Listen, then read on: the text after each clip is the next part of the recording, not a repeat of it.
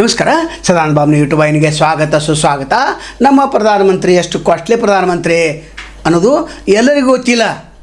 ಮೋದಿ ಭಕ್ತರಿಗೆ ಅನ್ಕ ಗೊತ್ತಿದೆ, ಆ ಥರ ಮಾತಾಡೋದಿಲ್ಲ. ವಿಚಾರವಂತರು, ಪ್ರಜ್ಞಾವಂತರು ಈ ಬಗ್ಗೆ ಚರ್ಚೆನೇ ಮಾಡೋದಿಲ್ಲ.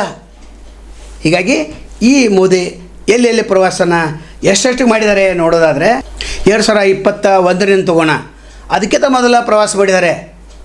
ಆದರೆ 2014ರಿಂದ 2021ರವರೆಗೆ ಅದು ಕೂಡ ಕೋಟಿ ಕೋಟಿ ಆಗಿದೆ. 2021ರಲ್ಲಿ 36 ಕೋಟಿ, 22ರಲ್ಲಿ 55 ಕೋಟಿ, 23ರಲ್ಲಿ 93 ಕೋಟಿ, 24ರಲ್ಲಿ 109 ಕೋಟಿ, 25ರಲ್ಲಿ 180 ಕೋಟಿ, 2026ರಲ್ಲಿ 75 ಕೋಟಿ 88 ಲಕ್ಷ. ಅಂದರೆ ನಮ್ಮ ಪ್ರಧಾನಿ ಈ ಹಣವನ್ನು ನಮ್ಮ ದೇಶಕ್ಕೆ ಉಪಯೋಗ ಮಾಡಿದರೆ ಅಲ್ಲಿ ಹೋಗಿ ಏನೂ ಇಲ್ಲ.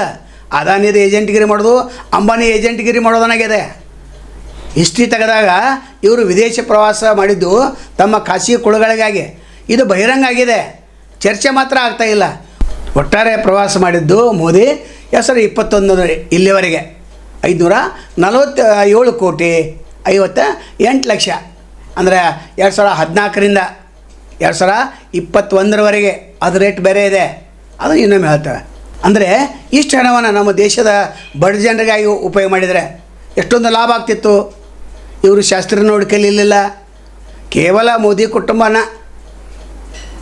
ಅಂದರೆ ಗಾಂಧಿ ಕುಟುಂಬನ ಟೀಕಿಸೋದರಲ್ಲಿ ಇವರ ಸಮಯ ವ್ಯರ್ಥವಾಗಿ ಹೋಯಿತು.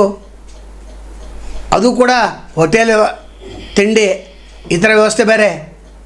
ಇಷ್ಟೊಂದು ಕಾಸ್ಟ್ಲಿ ಪ್ರಧಾನಮಂತ್ರಿ ನಮ್ಮ ಬಡ ದೇಶಕ್ಕೆ ಬೇಕಾಗಿತ್ತಾ? ಇದನ್ನು ಚರ್ಚೆ ಮಾಡಬೇಕು. ಉಳಿದ ಮುಖ್ಯಮಂತ್ರಿಗಳು ಕೂಡ ಇದೇ ದಾರಿಯಲ್ಲಿ ಕೆಲವೊಂದು ಜನ ನಡೆದಿದ್ದಾರೆ.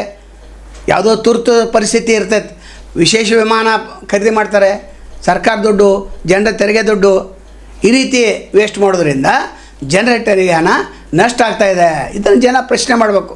ಪ್ರತಿಯೊಂದು ರಾಜಕಾರಣಿಗಳು ಪ್ರಶ್ನೆ ಮಾಡಬೇಕು. ನಮ್ಮ ಟ್ಯಾಕ್ಸ್ ಹಣದಿಂದ ಇವರು ಪ್ರವಾಸ ಮಾಡ್ತಿರ್ತಾರೆ. ಒಂದು 10 ಹಳ್ಳಿ ಅಡ್ಡಾಡಿದರೆ ಮೋದಿಗೆ ಭಾರತ ದೇಶದ ಪರಿಸ್ಥಿತಿ ಚೆನ್ನಾಗಿ ಗೊತ್ತಾಗ್ತಾಯಿತ್ತು. ಆದರೆ ಇವರು ಅಡ್ಡಾಡೋದಿಲ್ಲ. ಇವರು ಅಡ್ಡಾಡೋದು ವಿದೇಶದಲ್ಲಿ. ಯಾರು ಸಲಹೆ ಸೂಚನೆ ಕೊಡ್ತಾರೆ ಗೊತ್ತಿಲ್ಲ. ನಾನು ವಿದೇಶ ವ್ಯಾಪಾರ ನೀತಿ ಅಥವಾ ವಿದೇಶ ಇತರ ನೀತಿ ಅದು ಕೂಡ ಸರಿಯಾಗಿನೇ ಇಲ್ಲ. ಒಟ್ಟಾರೆ ಮೋದಿ ಪ್ರವಾಸ ಇನ್ನಾದರೂ ಕೂಡ ಕಡಿಮೆ ಮಾಡಬೇಕು, ದೇಶದ ಕಡೆ ಗಮನ ಹರಿಸಬೇಕೆಂಬುದೇ ಎಲ್ಲರ ಇಚ್ಛೆಯಾಗಿದೆ. ನಾಳೆ ಮತ್ತು ತಮ್ಮನ್ನು ಬಿಡಾಗ್ತೇವೆ. ಅಲ್ಲಿವರೆಗೆ ಎಲ್ಸವಾಗಲಿ. ನಮಸ್ಕಾರ. ಅನೇಕ ದಿಟ್ಟ ವರದಿಗಳನ್ನು ನಾವು ನಿರಂತರವಾಗಿ ಮಾಡ್ತಾ ಇರ್ತೇವೆ. ಆದರೆ ಯಾರಿಗೂ ಸಹಾಯ ಮಾಡಬೇಕಂತ ಅನಿಸ್ತೈತಿ. ಆ ಸಹಾಯ ಮಾಡೋರು ಇಲ್ಲಿ ಫೋನ್ಪೇ ನಂಬರ್ ಇದೆ, ಗೂಗಲ್ ಪೇ ನಂಬರ್ ಇದೆ, ನೀವು ಸಹಾಯ ಮಾಡ್ಬೋದು. ಯಾಕಂದರೆ ಗಟ್ಟಿದವನೇ ನಮ್ಮದು. ಸ್ವತಂತ್ರ ಪತ್ರಿಕಾಧರ್ಮವನ್ನು 35 ವರ್ಷದಿಂದ ನಡೆಸ್ಕೊಂಡು ಬಂದಿವೆ. ನೀವು ಇದಕ್ಕೆ ಸಹಾಯ ಮಾಡಿದ್ರೆ ಇನ್ನಷ್ಟು ಗಟ್ಟಿ ಧ್ವನಿಯಲ್ಲಿ ನಾವು ವರದಿ ಮಾಡಲಿಕ್ಕೆ ಸಾಧ್ಯ ಇದೆ.